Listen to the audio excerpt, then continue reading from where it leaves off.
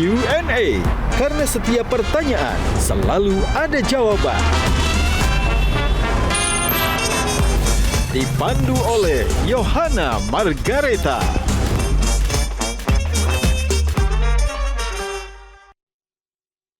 Dipersembahkan oleh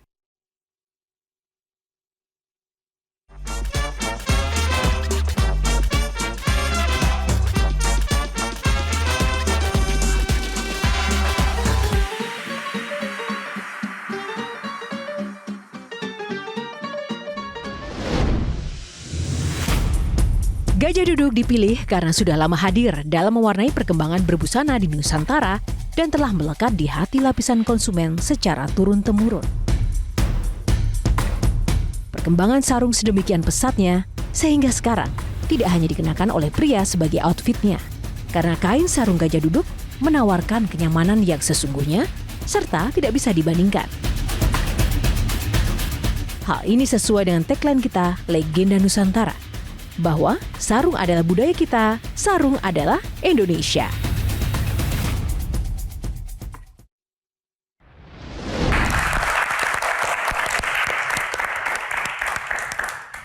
Halo, selamat datang pemirsa, apa kabar? Jumpa lagi bersama saya Yohana Margareta dalam program unggulan Metro TV Q&A, karena setiap pertanyaan selalu ada jawaban. Mbak Tejo sekarang penyamun di sarang para perempuan. Gimana rasanya malam ini, Mbak Tejo? Saya pasti diserang. Perempuan sendirian aja berani, apalagi rame-rame gini. Mbak Tejo, apa sih makna perempuan bagi seorang Sujiwo Tejo? Mana perempuan adalah kalau kita punya salah, sebelum kita marah kita udah dimarahin dulu. tapi setuju dengan stigma perempuan selalu benar. Bagaimana para kaum perempuan ini? Iya, nggak setuju Nggak dong. selalu. Nggak selalu. Tidak mesti. Perempuan juga pada porsinya. Kalau salah kita mengaku salah kok ya. Nggak ada ya. Nggak. Bener ya. Tapi kita tes biasanya nih teman-teman, siapa sih yang paling sering dibohongin, disakitin siapa biasanya? Perempuan.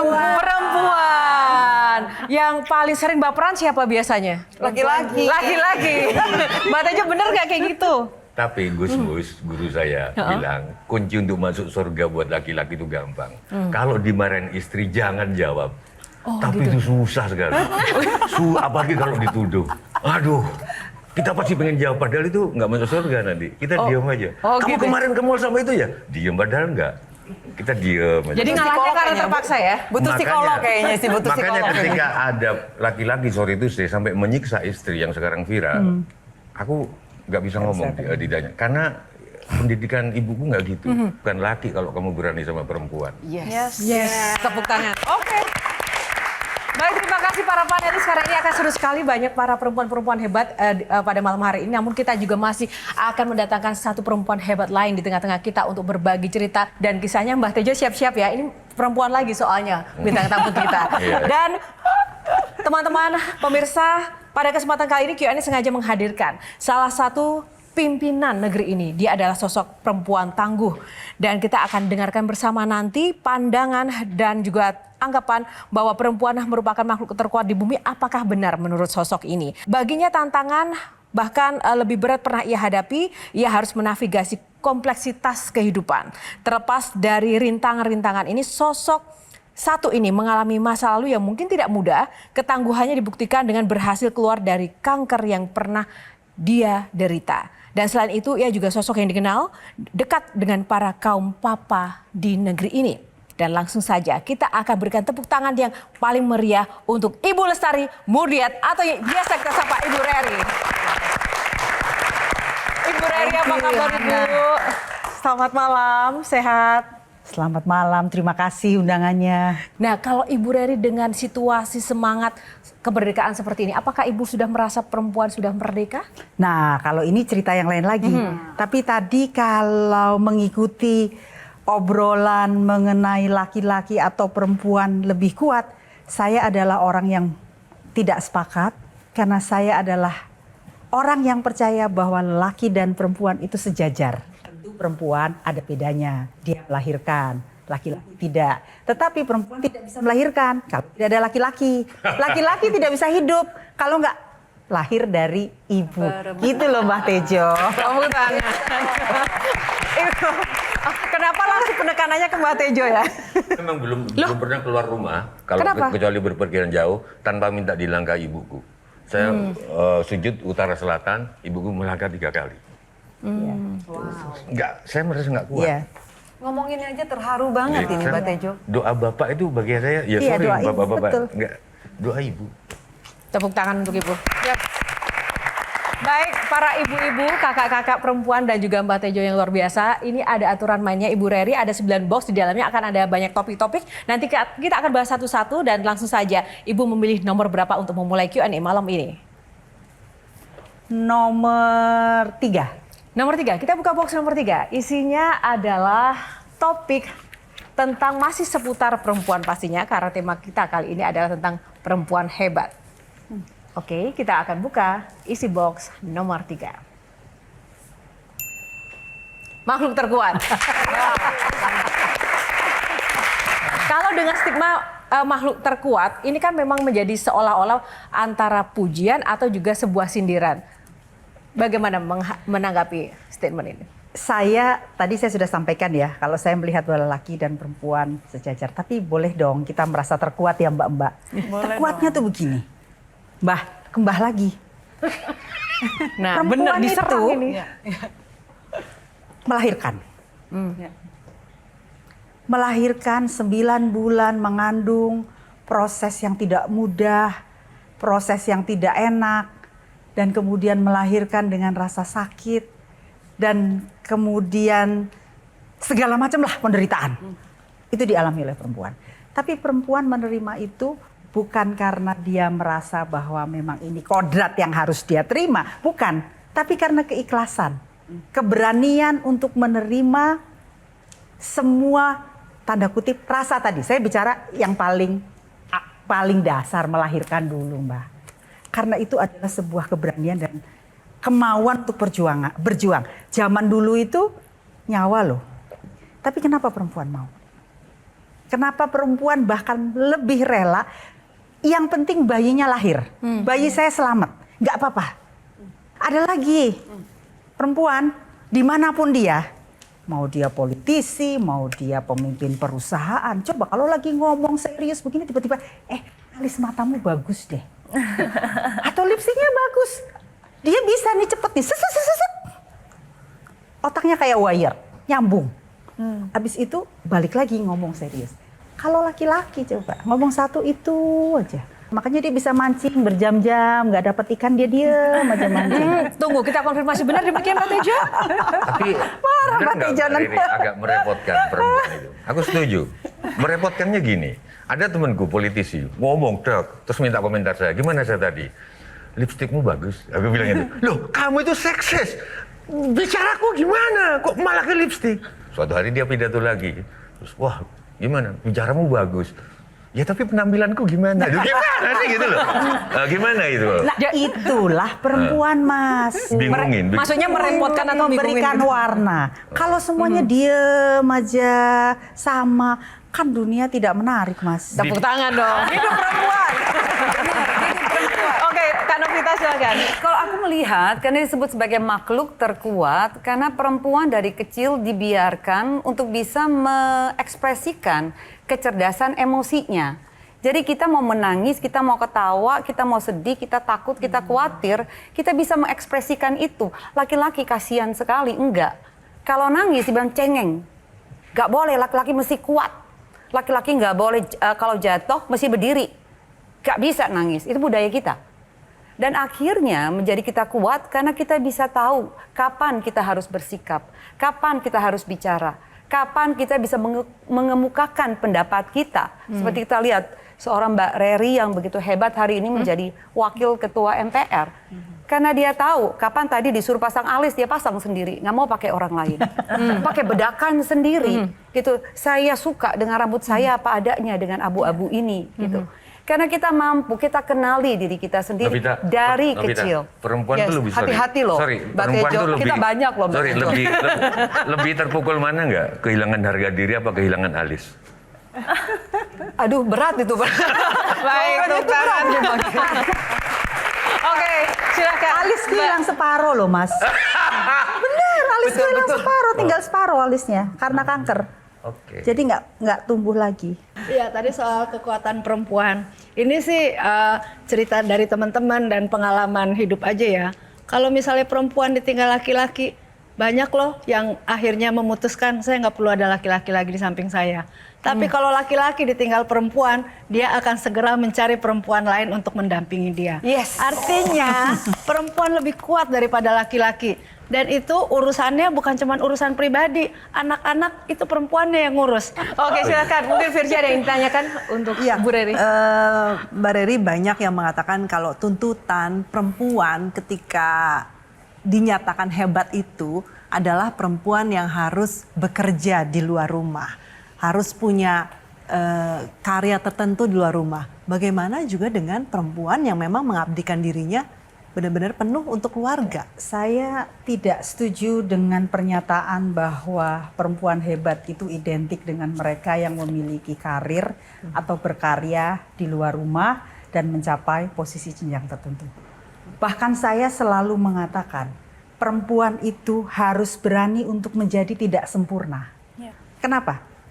7 hari, seminggu 24 jam, kita sudah sibuk, sudah harus bekerja, memikirkan segala sesuatu. Kita tidak akan sanggup menjadi seorang ibu dan menjadi seorang istri yang paripurna. Jadi saya adalah orang yang paling tidak setuju dan sama sekali tidak setuju dengan sebuah pendapat yang mengatakan bahwa perempuan berdaya itu berarti dia harus berkarya, bekerja, memiliki posisi, atau kemudian punya profesi.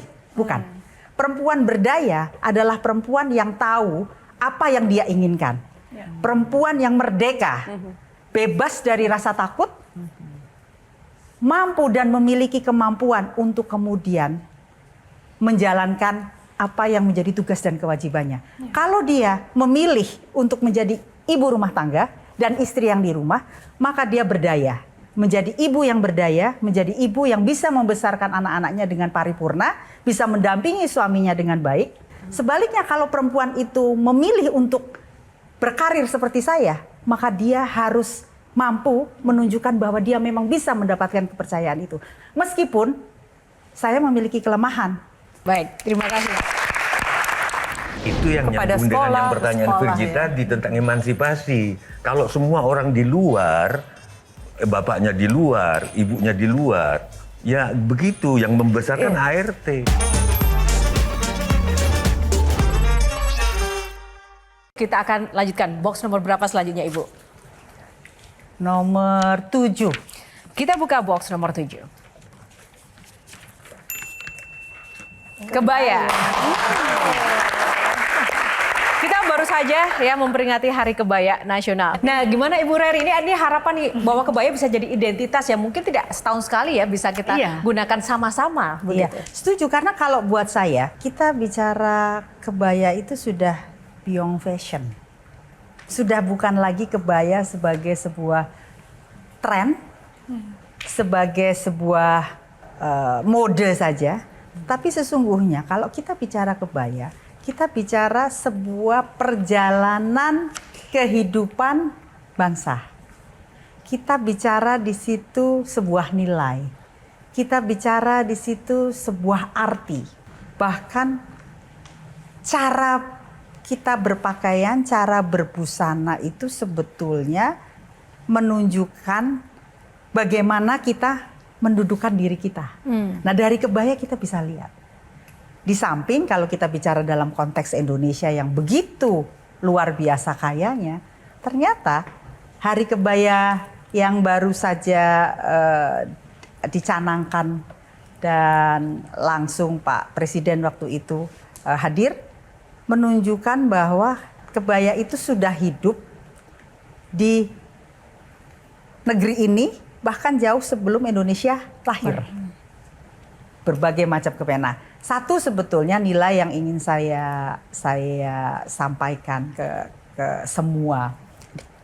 Kita sebetulnya berbahagia ya Mbak Rahmi ya, karena sekarang ini sudah mulai ada kesadaran lagi berkebaya. Apapun itu motivasinya, mau sekedar kelihatan cantik untuk difoto atau kemudian memiliki keinginan untuk melestarikan. Tetapi yang pasti sebagai busana asli perempuan Indonesia, kita harus mengembalikan kebaya dan tentu bersama-sama berusaha agar kebaya tanda kutip tidak punah. Coba kita lihat perempuan-perempuan di India. Mereka pakai sari loh, dimanapun mereka berada. Apalagi di acara-acara resmi, itu menjadi bagian dari keseharian. Yang ingin juga saya kaitkan di sini, sadar atau tidak sadar, ketika kita kembali kemudian bersama-sama memiliki pemahaman itu dan pemikiran itu ada efek turunannya yang panjang. Secara tidak langsung memberikan dampak terhadap perekonomian. Lahirlah kemudian para pengusaha-pengusaha yang lekat dengan kebaya itu sendiri. Industri jewelry dari rumahan, penjahit-penjahit kebaya, kemudian pengrajin-pengrajin, semuanya menjadi bergairah dan mendapatkan tempat. Jadi sebetulnya kita bicara sudah beyond fashion ini. Ini adalah sebuah ekosistem.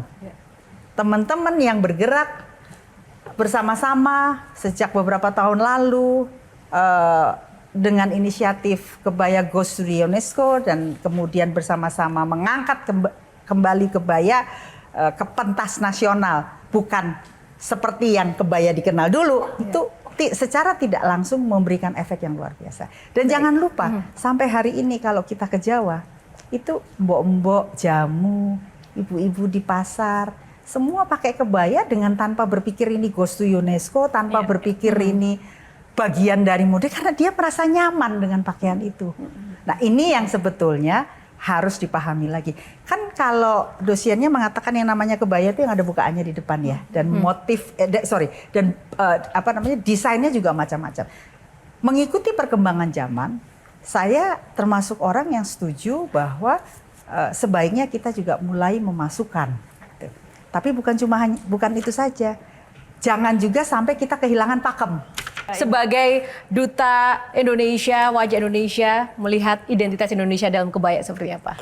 Jadi sedikit cerita Ibu, waktu itu satu kata yang saya bisa deskripsikan tentang kebaya, bangga. Karena kali pertama saya waktu itu pakai kebaya di Polandia waktu itu untuk kompetisi mewakili Indonesia. Ketika saya turun bis dan semua orang itu langsung menatap kebayanya. Mereka bilang, what is this dress? What is this? What is this fabric? Mereka tanya tentang kainnya, tanya tentang historinya gitu. Tapi ketika saya memakai kebaya di beberapa acara di Indonesia, tapi nggak sedikit loh Bu yang berkomentar, kok pakai kebaya terus terlalu kaku, pakai kebaya terus kok jadul banget sih gitu. Padahal dalam diri saya itu setiap kali memakai kebaya, bangga yang saya rasakan. Betul. Mungkin tanggapannya Ibu apa tentang mungkin beberapa oknum yang berperspektif bahwa kebaya itu usang, kebaya itu jadul, kebaya itu out of date gitu ya. Itu namanya bullying. Bullying kebaya. Padahal orang luar tuh menganggapnya ini sebagai luar biasa. Jadi sebetulnya momen kita kembali bersama-sama bergerak nih Mbak Rahmi dan teman-temannya beberapa tahun yang lalu kemudian berkampanye membawa kebaya Goes to UNESCO, itu sebetulnya adalah sebuah gerakan yang luar biasa yang tadi mengeluarkan tanda kutip pemahaman, pemikiran atau pandangan bahwa kebaya itu jadul. Karena kemudian ditarik ke dimensi yang berbeda. Dimensinya menjadi tren, dimensinya menjadi fashion. Nah, saya harus mengatakan bahwa untuk hal-hal tertentu, mau tidak mau ini adalah bagian proses yang memang harus dijalankan ketika kita mau melakukan pelestarian. Apalagi zamannya sudah berbeda. Kadang-kadang kita tidak bisa memungkiri bahwa memperkenalkan kembali, ini kan kita memperkenalkan kembali, mensosialisasikan itu diperlukan langkah-langkah memang yang populis. Kalau yang pakai ratu-ratu, para influencer, kemudian sosialita, itu otomatis akan menciptakan sebuah tren tersendiri ya, atau dianggap menjadi sebuah tren yang nanti akan diikuti. Buat saya itu sah-sah saja. Buat saya itu sah-sah saja karena sebetulnya justru kalau saya pribadi melihat kita berterima kasih loh Mbak Rahmi, karena teman-teman akhirnya menjadi ada keinginan, ada rasa untuk makin mau menggunakan. Beberapa tahun yang lalu mungkin memang terjadi ya, tapi mudah-mudahan kalau sering-sering pakai kebaya nanti,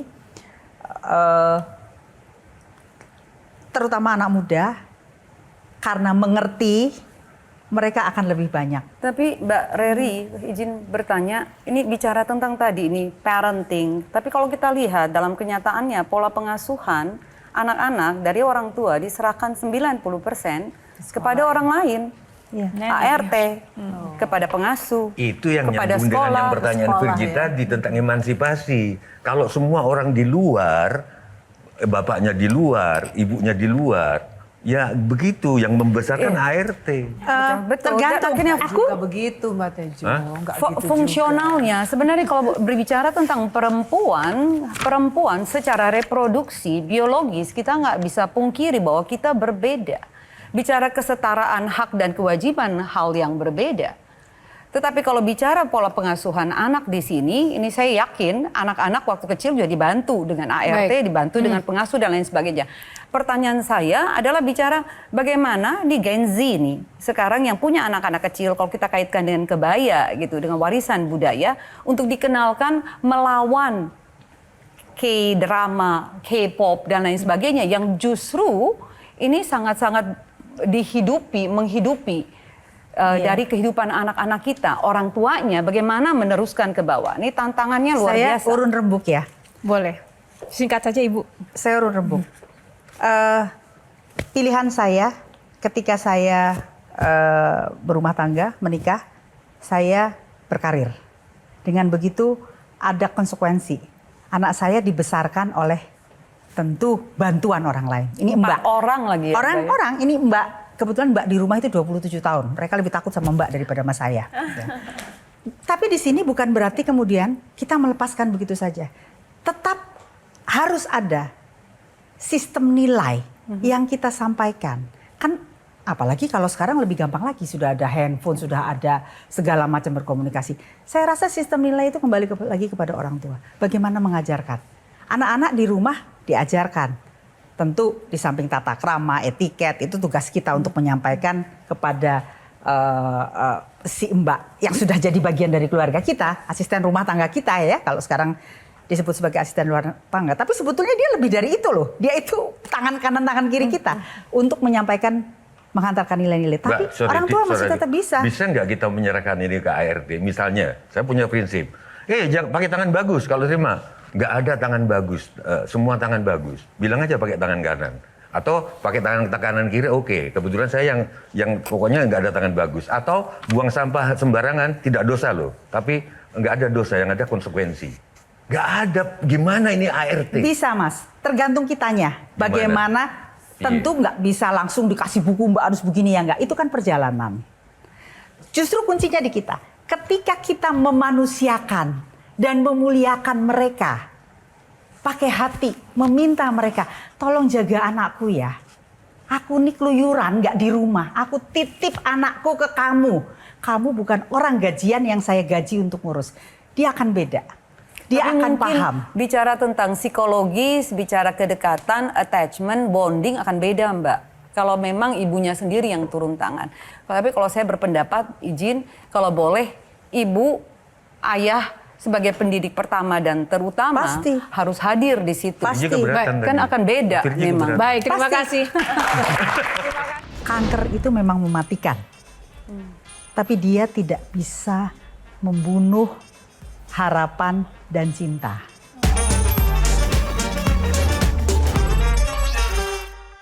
Kita akan masih lanjutkan nanti pembicaraan dengan box selanjutnya. Nomor berapa Ibu? Reri? 1. Kita buka box nomor 1. Survivor. Ibu Reri sosok pejuang. Ini menarik sekali. Ibu Reri bicara soal kita tidak boleh kehilangan harapan, tidak boleh kehilangan kepercayaan. Apakah itu juga yang menjadi salah satu value ibu bisa survive dari kanker? Ya. Iya, kan kita tadi bicara mengenai survivor kanker ya. Saya pernah membaca dan itu terus menerus saya pegang dan selalu saya sampaikan karena salah satu kegiatan saya setelah saya pasca pengobatan bergiat ya, antara lain di dalam beberapa pertemuan-pertemuan melakukan konseling atau sosialisasi bahwa kanker itu memang mematikan. Tapi dia tidak bisa membunuh harapan dan cinta. Kalimat itu saya pegang. Kanker memang menakutkan, kanker memang bisa mematikan. Tapi kanker tidak akan pernah bisa membunuh harapan dan cinta. Bagaimana Ibu menjalani hari demi hari ketika Ibu harus berjuang dengan sesuatu yang mematikan itu? Jadi saya mungkin adalah orang yang beruntung. Saya mengatakan beruntung ya, meskipun mungkin ya tentu sedih ya. Ibu saya meninggal di usia yang masih sangat muda, 51 tahun 1 bulan. Ibu saya meninggal karena kanker. Dan saya hidup bersama beliau 10 tahun. Jadi beliau kena kanker umur 40, meninggal 51 tahun 1 bulan. Saya masih remaja lah, masih SMP. Beliau itu meninggal, saya belum menikah. Belum lulus malah. Meninggal persis di hari saya ujian. Umur saya masih 21 waktu itu. Tapi saya melihat bagaimana ibu saya berjuang selama menderita kanker. Dan dia ada satu kalimat yang dia tulis. Begitu saya dikasih tahu dokter saya kena kanker, yang saya teringat, saya langsung kata-kata ibu saya. I'm singing not because I'm happy, but I'm happy because I'm singing. Saya bernyanyi bukan karena saya bahagia, tapi saya bahagia karena saya bernyanyi. Maka engkau harus terus bernyanyi. Itu yang saya lakukan. Kita punya kanker, ya sudah, mau apa? Tuhan membuat garis hidup kita, lahir, mati. Itu 2 hal yang tidak bisa kita hindarkan. Hanya caranya, kalau memang sudah umur, jatuh, kejedut, pergi ya pergi. Karena memang itu Tuhan menginginkan itu. Yang saya lakukan adalah saya berdoa, Tuhan berikan saya kesempatan, berikan saya umur untuk melihat anak-anak saya. Dan saya hanya minta, berikan saya kekuatan untuk melewati ini semua. Saya sering ketemu penderita menghina nggak? Penderita kanker atau Survivor. Belum, sebelum lewat ya penderita kemudian survivor. Yang masih mengalami. Gitu. Bukan kalau autis kan nggak boleh dibilang penderita, gitu loh. Ini boleh ya? Boleh, Nah, boleh. Beberapa penderita kanker rata-rata ngelentruk. Ngelentruk itu loyo, lemes. Tapi ada beberapa yang kuat, termasuk beberapa tahun yang lalu saya pergi ke Den Haag mengunjungi Rima Melati. Itu istrinya Frans Tumbuhan, dia di Den Haag. Oh ya, istri beliau juga, putra beliau juga baru di wisuda di Groningen ya, kemarin di Belanda, studi lingkungan. Dia ceria, padahal kuku-kukunya udah hitam. Habis kuku-kukunya udah hitam, nyambut saya, ceria Mbak Rima Melati gitu. Nah, kuncinya apa untuk punya harapan? Nah, kalau dibilang nggak sakit, ya nggak juga. Ya gimana ya, sendok nih, kalau kita makan nih, Mas Tejo, kan coba ambil sendok, rasain di lidah. Ya begitulah rasa kita makanan selama proses pengobatan. Seluruh makanan? Seluruh makanan, gak ono rasane. Ada satu peristiwa, dan kemo kan, saya mengalami, saya 2 tahun, saya udah gak bisa ngitung lagi berapa jarum suntik yang masuk ke tubuh saya dengan segala macam. Sampai suatu hari, kalau nggak salah nyamuk ke-3 atau ke-4 begitu, pagi-pagi tahu-tahu saya udah ngeletak gitu di kamar mandi, suami saya udah coba pegang aja. Udah bangun gitu. Ya kata, kan saya gemuk katanya, lu kan berat, gue gak bisa gendong, dia bilang. Jadi sempet gudubrak, saya sempat manggil, dia pegang, dia karena kita tiba-tiba bisa kehilangan, bisa, dan itu ada hal-hal yang tidak bisa kita jelaskan. Contoh, Kehilangan daya gitu. kehilangan daya, bahkan cara berpikir, karena begitu kerasnya obat-obatan yang masuk suatu hari.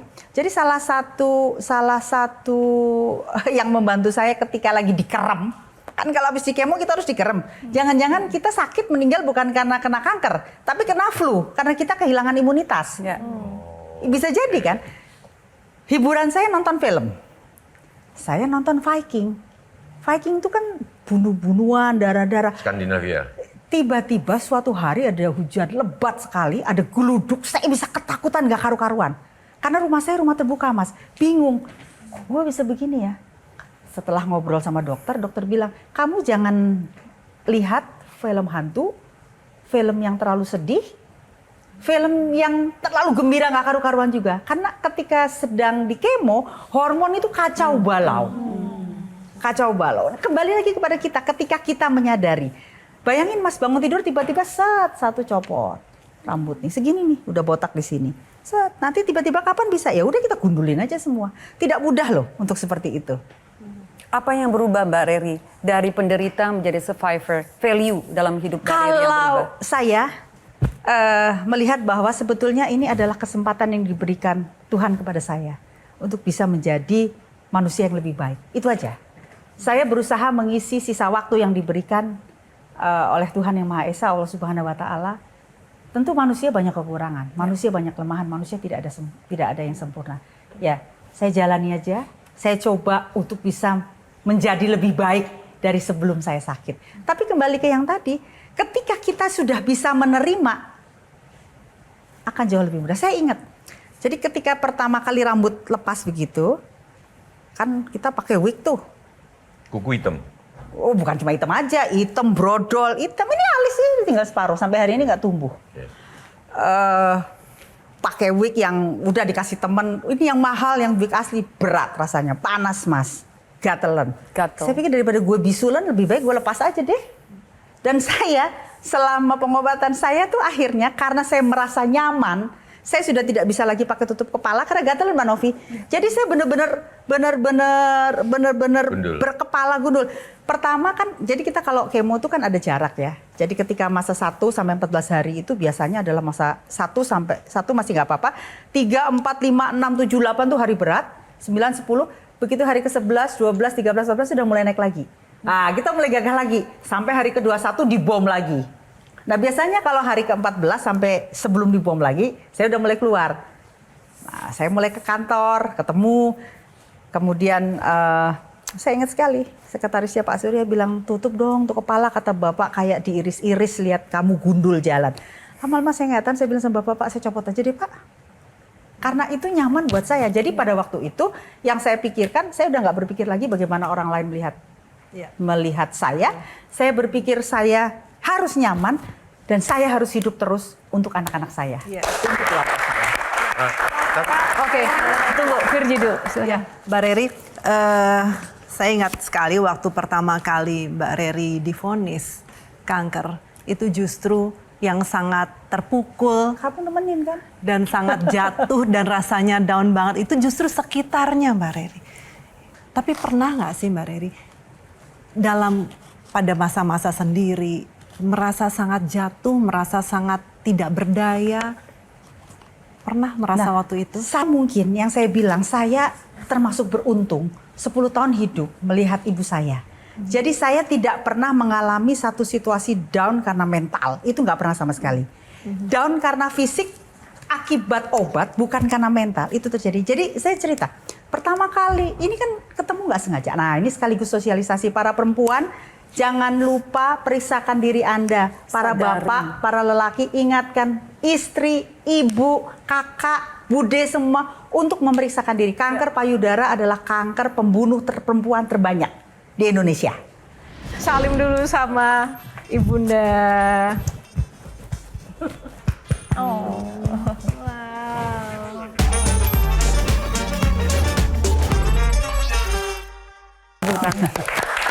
Silakan Mbak Rami. Kami kebetulan kuliah di universitas yang sama.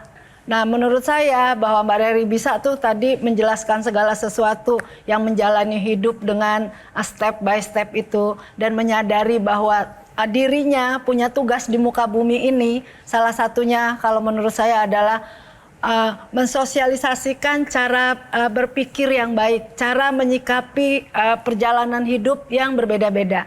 Mudah-mudahan kalau ini bisa kita sebar ke anak-anak tadi, ke ibu-ibu juga yang lain, ke para penderita kanker juga, itu akan memberi manfaat yang luar biasa. Baik, terima kasih. Luar biasa sekali untuk box kali ini. Masih ada box perjuangan inspirasi lainnya. Silakan Ibu, pilih nomor berapa? Nomor 8. Nomor 8. Nomor hoki. Nomor hoki. Kali nyamat. Kali nyamat. Baik, saya sering melihat di media sosial dan di setiap kesempatan, Ibu selalu menggaungkan tentang sosok Ratu Kalinyamat. Siapakah sosok ini? Jadi kalau ini ceritanya agak panjang. 2013 saya ke Jepara. Kemudian saya berjumpa Wakil Bupati Jepara waktu itu, almarhum Bapak Subroto. Bercerita bahwa Pemda Kabupaten Jepara sudah 2 kali mengajukan kepada pemerintah Republik Indonesia agar seorang tokoh dari Jepara, Ratu Kalinyamat, menjadi pahlawan nasional. Saya tahu Ratu Kalinyamat, tapi bukan sebagai pahlawan.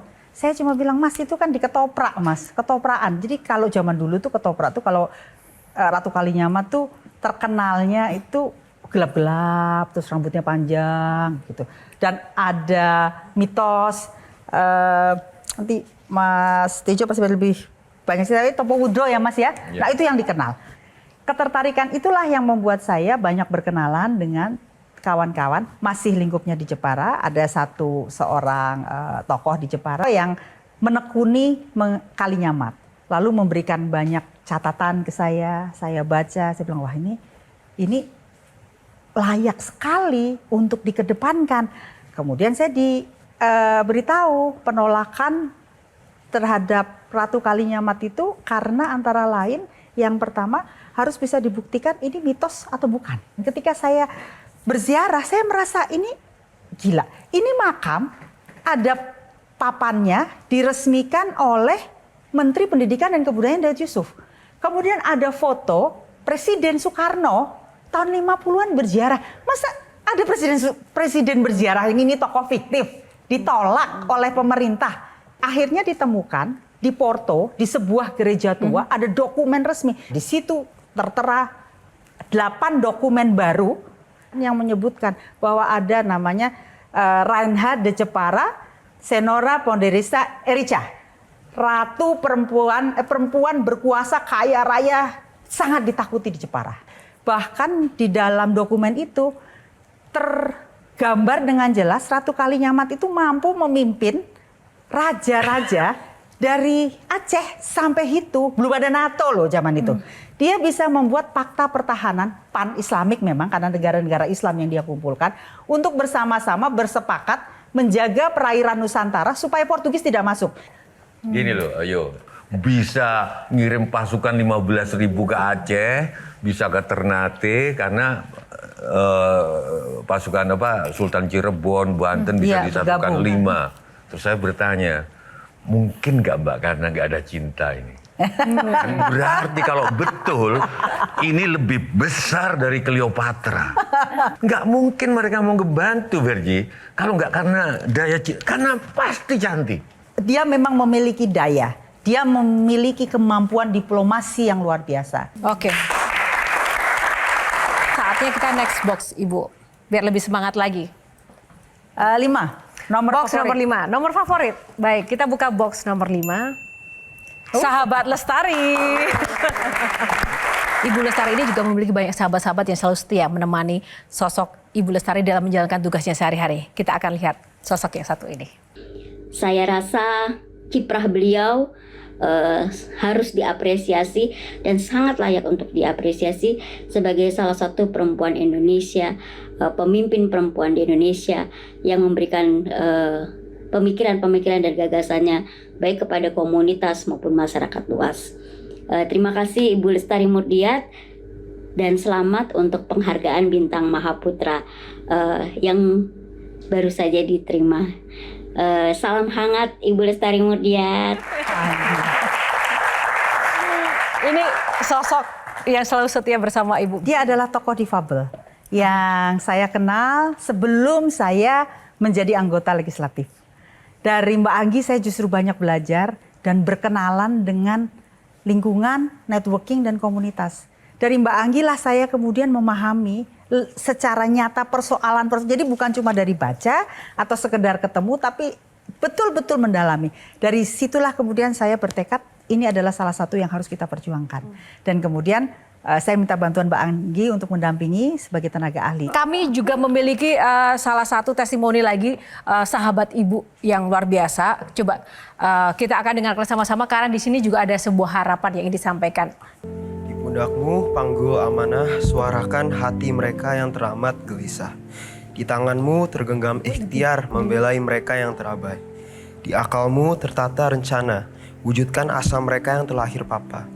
Di langkahmu meski kadang tertatih, segenap hati kau coba sirnakan rasa pedih. Dan ku yakin di setiap hela nafasmu, terhatur doa bahagia untuk kami yang mencintaimu senantiasa. Terima kasih perempuan merdekaku, sungguh ku bangga padamu, Mama. Siapa ini? Ibu tahu siapakah dia? Mengenali suara ini? Mama, Mama? anak saya. Oke, langsung saja kita akan panggilkan sosok yang satu ini, silakan. Yeay. Silakan. Salim dulu sama Ibunda.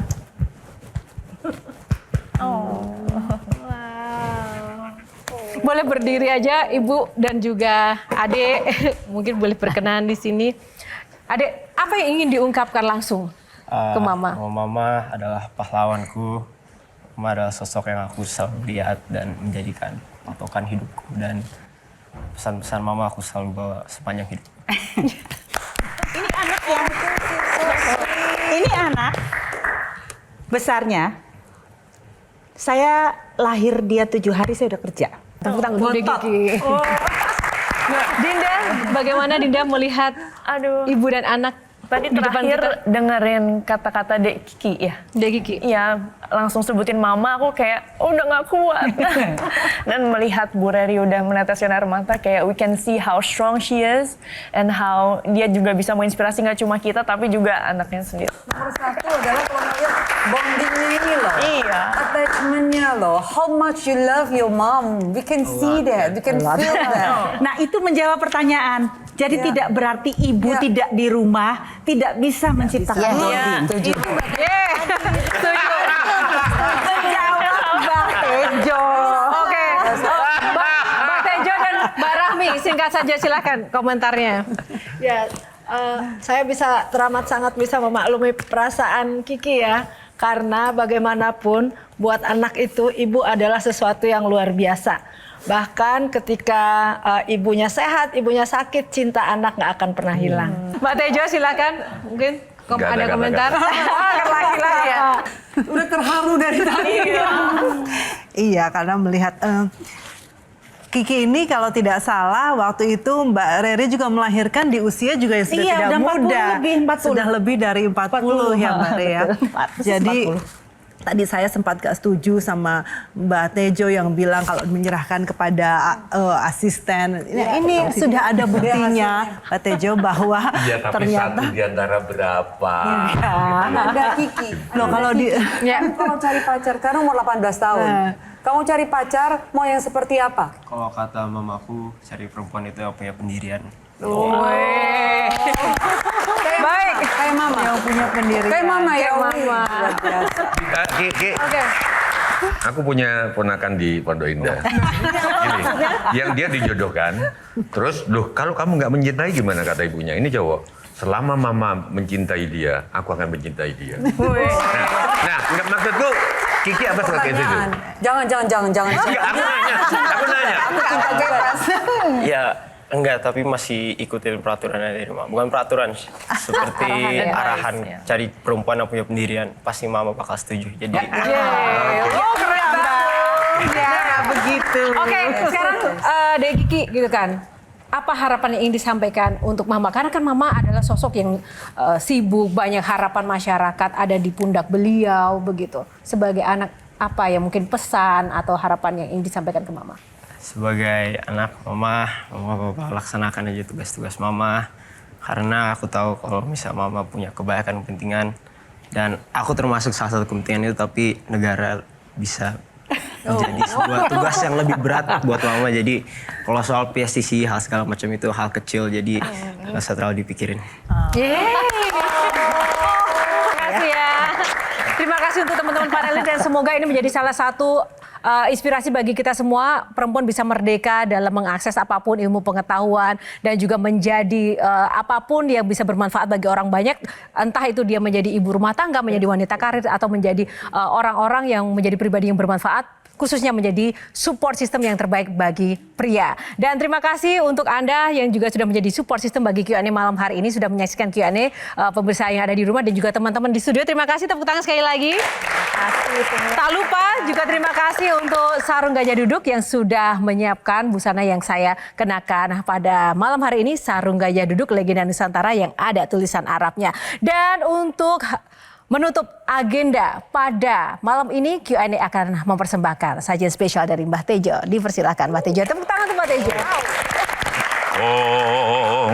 Bumi gonjang kanjeng langit kelap-kelap pada zaman itu.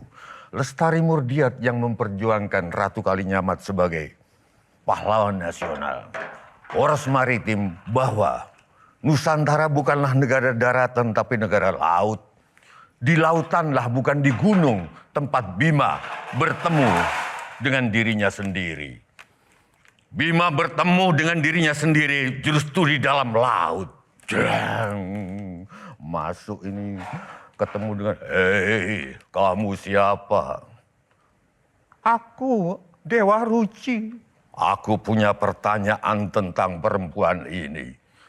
Maka masuklah kamu ke dalam diriku. Wah, jangan sombong. Kamu sekecil itu mana bisa aku masuk? Bima, aku adalah dirimu, aku adalah bayimu. Berbagilah dengan dirimu. Mengenal diri sendiri berarti nol. Barang siapa yang berbagi dengan nol akan menjadi tak terhingga. Maka masuklah kamu ke dalam diriku. Bumi gonjang kanjeng langit, kelap-kelap. Masuk, jreng. Masuk. Bima, apa pertanyaanmu? Aku dengan Ibu Dewi Kunti di hutan. Pandawa itu kan cuma ada 3. Iya, Untadewa, Arjuna, dan Bima. Nakula Sadewa orang lain. Kenapa tidak dinamain Pandawa Plus? Oh, ya memang. Lah, aku nggak setuju kamu harus meniru Kanjeng Ibu Dewi Kunti, perempuan perkasa yang tidak menganggap Nakula Sadewa orang lain. Kami tetap disebut Pandawa, bukan Pandawa Plus. Maka Koalisi Indonesia Maju kalau ada partai lain masuk jangan disebut Plus. Karena kita semua basudara. Terima kasih.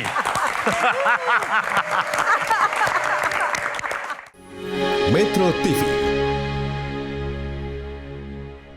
Jelajahi cara baru mendapatkan informasi. Download Metro TV Extend sekarang.